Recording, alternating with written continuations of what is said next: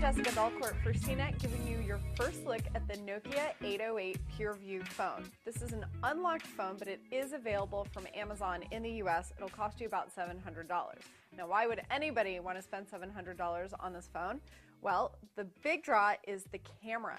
It can technically take photos up to 41 megapixels, but most of the time you're really going to resolve your pictures in 5 megapixels or 8 megapixels and then use the fancy zooming, and that's how you get your 41 megapixels of information.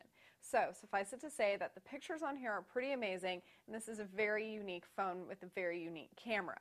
There are also some more creative modes on here for the more serious photographer, so you can do a lot with this phone in terms of the camera. Now, what about beyond the camera? Well, there is the body of the phone, of course, the design. The camera does take up a lot of space, mostly because the lens on here is actually physically much larger than you would find on your regular 5 megapixel or 8 megapixel camera, and that's what gives the camera its edge. However, it does also add a really big bump, so the phone feels pretty balanced in the hand. It is a little bit heavier, but this is definitely not slipping into pockets very easily. The phone comes in this white color, which I pretty much like, and it's got a 4-inch screen on it, not too small by most standards. However, I did find the typing on the virtual keyboard very cramped, and that could just be the style of the keyboard. It runs Symbian Bell as its operating system, and if you are familiar with Symbian, then you'll find that this will be a little bit of a bump up from the previous version. If you're not familiar with Symbian OS, it's going to offer you a little bit of a learning curve.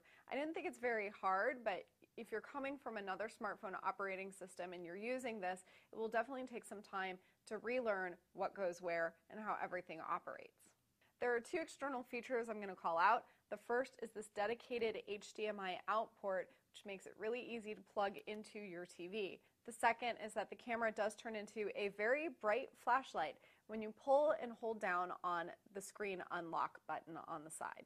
Nokia has always been ahead of the curve with NFC. There is NFC on the 808 PureView, so you can do anything from, yes, mobile payments, but you can also tap to pair to Bluetooth devices and various other things. There are 16 gigabytes of storage here on this phone, so that's pretty good. There's also an expandable memory slot so that you can add more.